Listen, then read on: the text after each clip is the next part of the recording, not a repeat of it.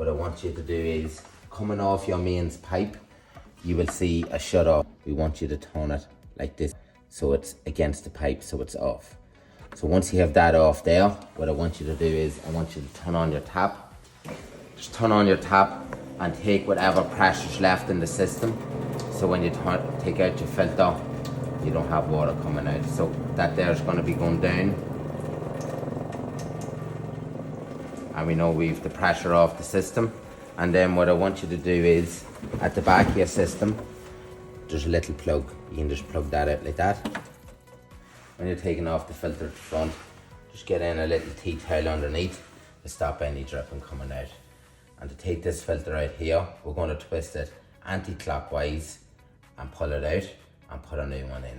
So we twist it and we go anti-clockwise, take it out.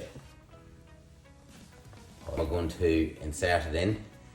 So you insert it in like that, and then we're going to twist it back around so they're both in line.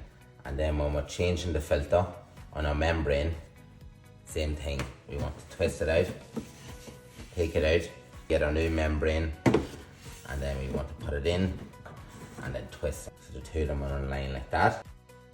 We want to plug it in at the back, so get it plugged in there. And we want to press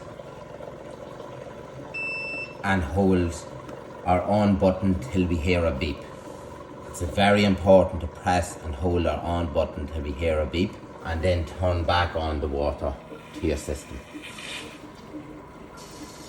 Turn on your tap and leave your tap running and let all the air get out of the system.